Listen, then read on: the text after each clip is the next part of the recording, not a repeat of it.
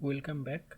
So this week we'll continue the learning on the topic of lean product development, and today we'll be learning the first formal step of lean product development, which is determining your target customer market or target customer in simple terms. So let's get started then. So, so basically, I don't particularly like that particular term of fishing for the customer, but this is what the author had used, and I'm just using that example. So, but one have to understand that different customer will have different needs, and even those who have the same needs can have distinct views on their relative importance. Now, your product is the bait that you put out there, and the fish that you catch is your target customer. Sometimes you catch the type of fish that you are going after, and sometimes you catch a different type of fish. You can develop hypotheses about your target market, but you won't truly know what your customer actually are until you throw your hook into the water and see what kind of fish bite. So what it means basically that even if you have a hypothesis about this is my customer and this is the product, I'm making this product for this customer, but you may find that that particular product is consumed, or different group of customers are started getting interested into your new product, and that is always a step to be discovered by yourself, because that is the learning process, and that only will come when you jump into the market actually. So for example, Quicken was designed so that so this is a software actually designed so that individual consumers could easily manage their household finances, but it was so easy to use that small business owners started using it to manage their company's finances. To the Quicken's team's surprise, they had caught a second type of fish with the same bait. Through customer research, Intuit discovered, so it's a different company, discovered that almost a third of Quicken's users were using it to track the finances for their business. So Intuit developed a new Quicken. So I think new Intuit is the main company and the Quicken is the product name of the product. So the Intuit developed a new Quicken home and business version of their software to better address the distinct needs of small business owners.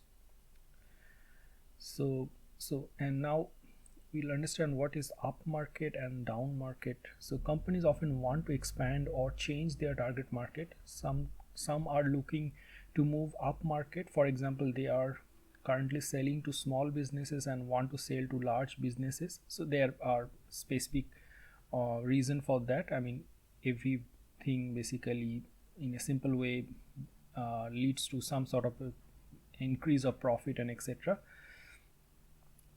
Some start out selling to large enterprises and then want to move down market. A company that has achieved success in one industry vertical may want to expand into adjacent vertical markets. For example, if you have built some course management software that have achieved product market fit with college professors, you might try to expand into the professional training market. If the needs of the adjacent market are similar, your product may need only minor changes to be a good fit.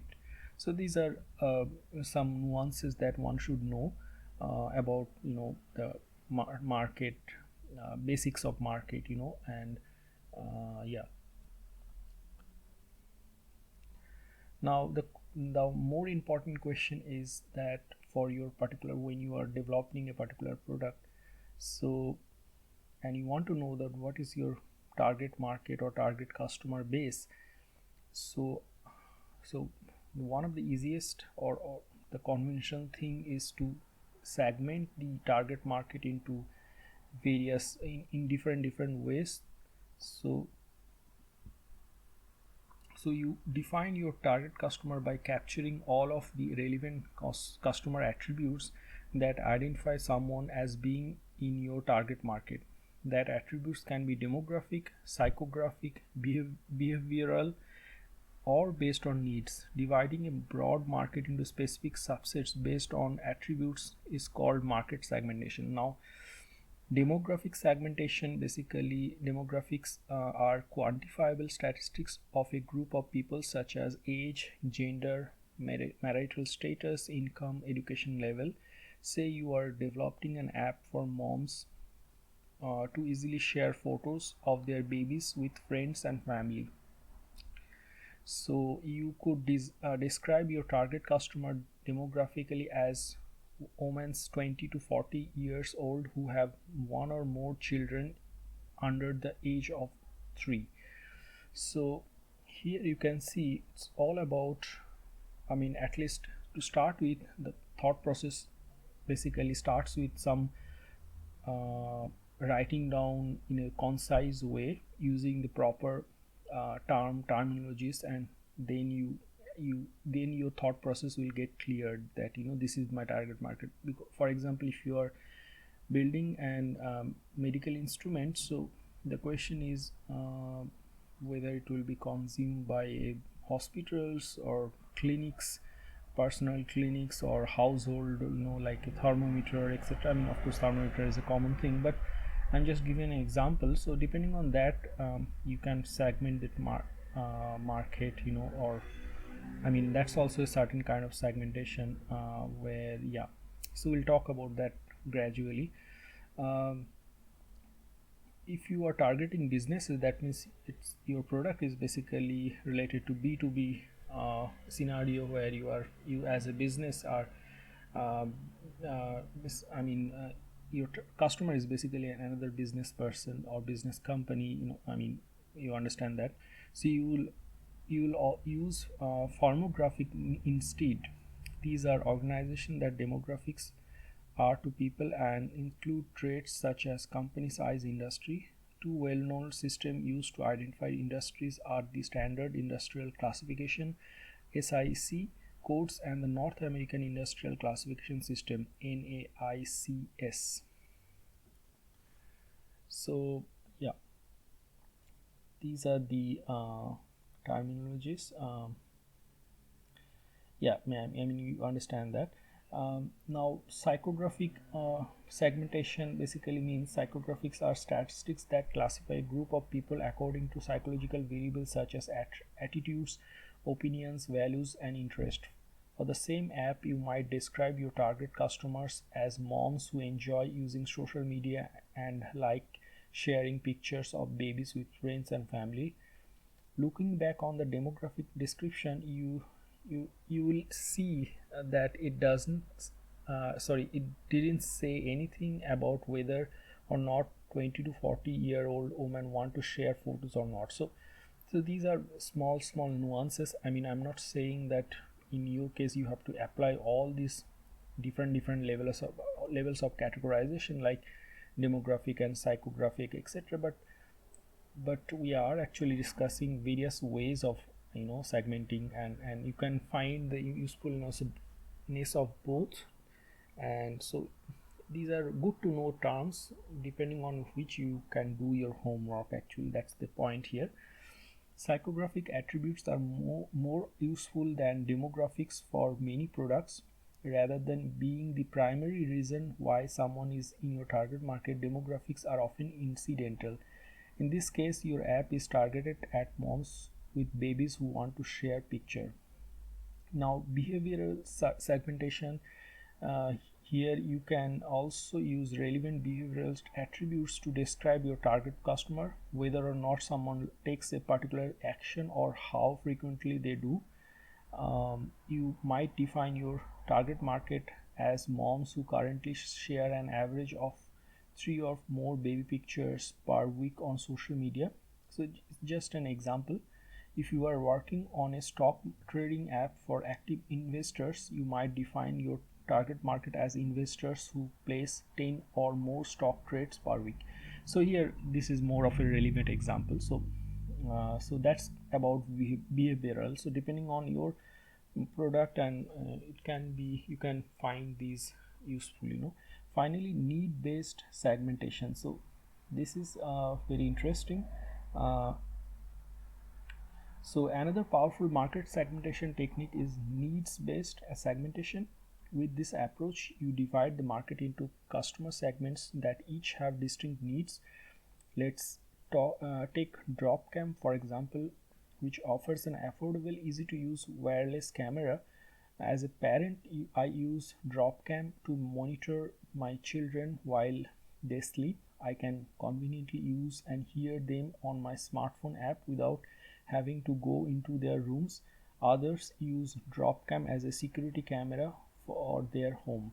Pet owners use it to check on their pets while they are away. Businesses use it as a security camera while they are closed, and also while they are open, to catch any dishonest behavior such as shoplifting. You could not come up with a single tidy demographic or psychographic description on accommodate to accommodate all four of these different customer segments. But when viewed through lens of need-based segmentation, they appear as an unified group of customers that have the need to easily capture and view video remotely. Even though they share the common high-level needs, each of these customer segments have different detailed needs. Dropcam understands that this and tailors how they market their product to each segment. Under the Uses tab on their website, they have dedicated pages for home security, baby monitor, pets, and businesses. For example, that if someone is using as a security for a security, they want to record it, but if you are using it for as a baby monitor, then you don't need to record it actually. So that these are small differences, and depending on that, you can based on the same product, but then maybe services or little bit differences you can make and make a successful business out of it. So now another very important thing, that if specifically if you are B2B product, you are building a B2B product, then you need to understand something between difference between users and buyers. So because the basically users here means mainly the end users, and the buyer means actually the businesses that you are selling your product actually. So in some cases, especially for business to business products, the customer who will use your product, the user, is not the same person who makes the purchase decision, the buyer. In such cases, it is useful to distinguish the economic buyer, the decision maker who controls the budget and writes the check, from other stakeholder involved in the decision making process. The others are often potential blockers who have the ability to veto your product if they object to unmet requirement.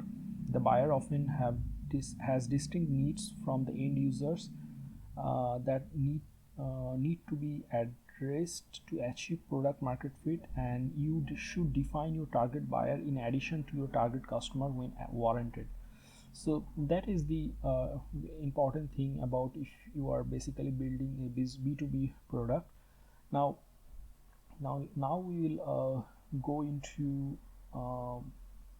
something called technology adoption life cycle, and how that really that concept is important to understand that your target market, will understand that. So yeah.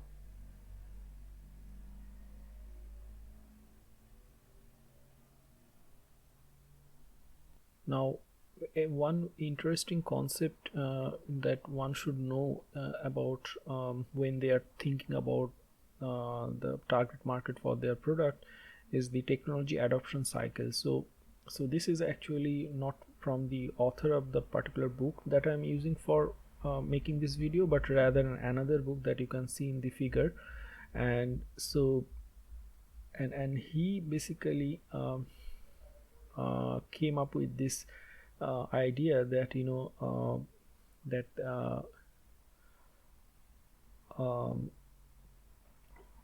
So the author's name of this particular book is called is Muri, someone with name Muri. And in his book, Muri helped popularize another important concept to consider when defining your target market: the technology adoptions life cycle, which divides the market into 5 distinct customer segments based on their risk aversion towards adopting new technology. But here, of course, I think it's mostly the products are little bit higher end technology product. So it can be one very good example can be a new kind of mobile phone, like let's say when the first time touch phone screen touch phone came. So I don't know exact the terminology, the name or exact which company brought it, but I think I would say that is a new technology. Now the question is who will, I mean, depending on the market or depending on the customer behavior, they might not be ready to accept it, So in that sense, you have to understand that whatever product that you are making, whether where you are selling, your target market, what is the behavior of that target market, like whether they belong to a category something called innovator, whether they are early adopter, whether they are early majority, whether they are late majority, or whether they are laggards. So that is one way of saying. I mean, I will go into explaining these terminologies but also you have to understand that all the market have some group of people who are innovator, some group of people early adapter. So the point is that when you first, if your technology is very new and attractive, then the first group of people who will buy your product is innovators, because they don't care about the detail or various things. They are just mostly happy to use something innovative. They, a lot of people, like, back in those, maybe I don't know, 80s or 90s, walkie talkie and etc. Those are I'm not saying, of course, those have some problem etc, but certainly those are new products. So let's understand these concepts separately, and then we'll discuss more. So the innovators are technology enthusiasts who pride themselves on being familiar with the latest and greatest innovation. They enjoy fiddling with new products and exploring their intricacies. They are more willing to use an unpolished product that may have some shortcomings or trade-off, and are fine with the fact that many of these products will ultimately fail. Now, in early adopters are visionaries who want to exploit new innovations to gain an advantage over the status quo. Unlike innovators, their interest in being first is not too driven by an intrinsic love for technology, but rather the opportunity to gain an edge. Now here you have to understand that your product can be a business B2B or B2C. So in case of B2C, it can be, example can be a new kind of a revolutionary smartphone, or in case of in case of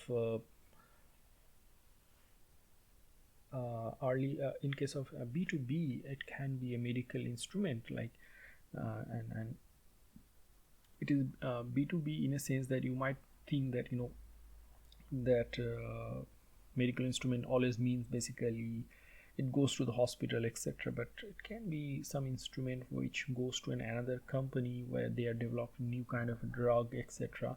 So there you build a machine, and that is used in that company to come up with new drugs and etc. So that is another example of B2B product, which where you can think about the early adopter terminology in a better way. Now early majority are pragmatists that have no interest in technology for its own sake. These individuals adopt new products only after a proven track record of delivering values. Because they are more risk averse than the first two segments, they feel more comfortable having strong references from trusted sources and tend to buy from the leading company in the product category. Finally, the fourth category is the late majority are risk averse conservatives who are doubtful that innovation will deliver value and only adopt them when pressured to do so, for example, for financial reasons due to competitive threats or for fear of being reliant on an older dying technology that will no longer be supported. Finally, the laggards are the skeptics who are very wary of innovation. They hate change and have a bias for criticizing new technologies even after they have become mainstream. Now, I'm not saying that every whatever product that you build that will you need this kind of thinking, thinking in this kind of framework, but certainly this is maybe mostly in high end technology products. So the point is that when you are defining your target customer, it is important to understand the current stage of your product market in technology adoption cycle.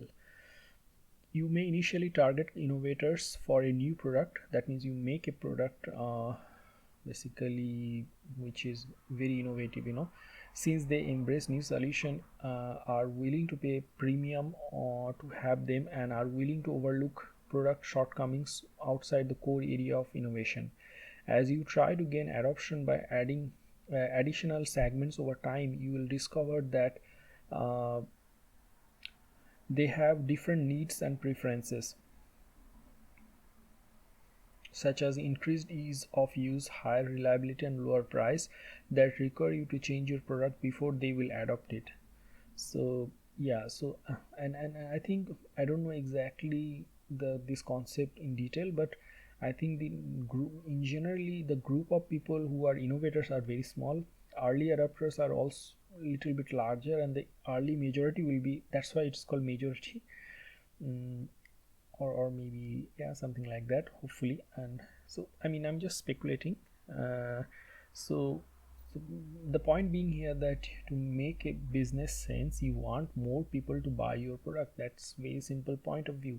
And so in that sense, you can rely on make a product and get profitable to some extent by innovators. But if you don't add up to the responses of the market, then you may not be able to make the product better and make them make the other group of people like the early adopters also buy your product. So that's the main point here. So yeah. Now another concept that we should learn is something called persona. Don't go with the actual English meaning of that, although exactly what it means, but let me explain it. So it's basically a typical customer. How does it look like, and you write down a lot of information, and so that you can, as a group in the company, you can communicate with each other. That's a very simple concept but very useful. So the personas is a useful tool for describing your target customer. So basically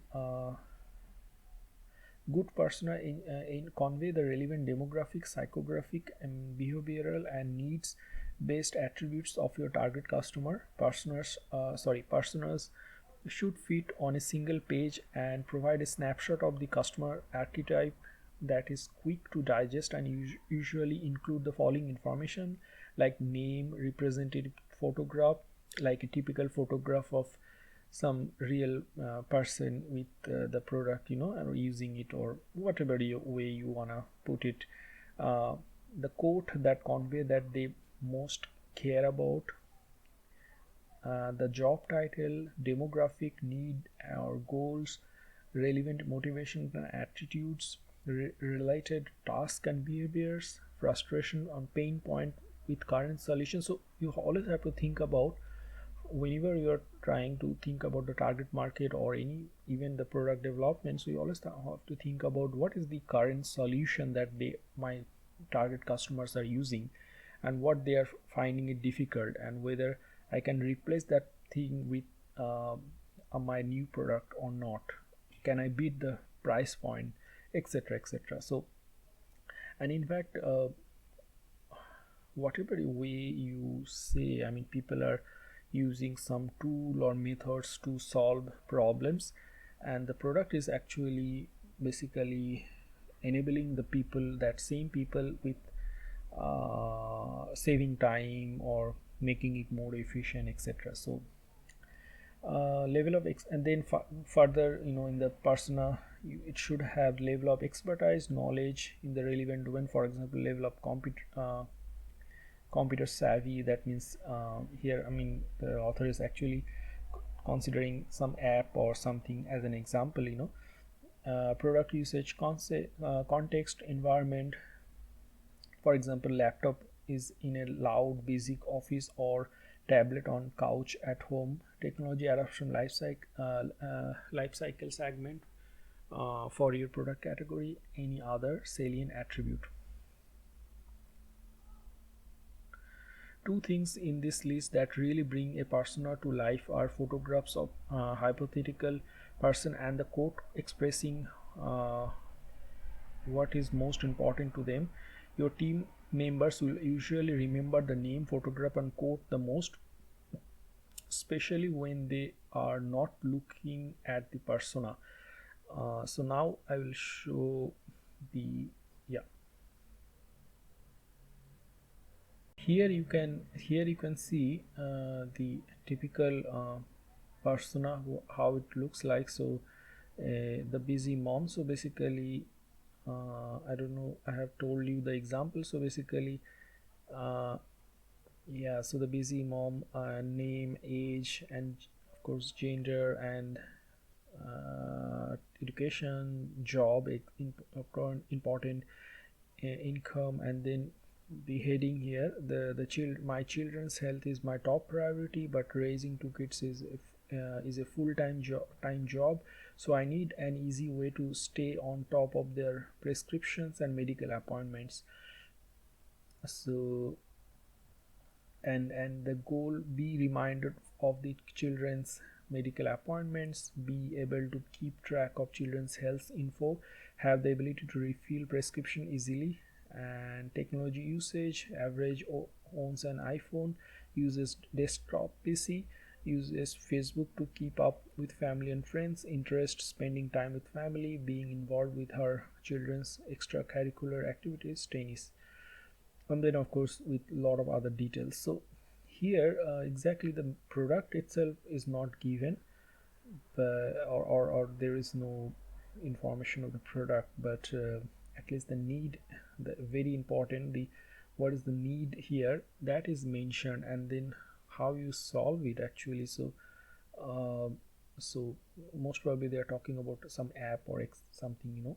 So that's all about today's video. Yeah, as always, this is the reference of the book where from where I'm making this video, so you can always look into the book, and it's a small and quick read book. So that's it all about the today's video, this week's video, and we'll see in next week. So yeah, bye.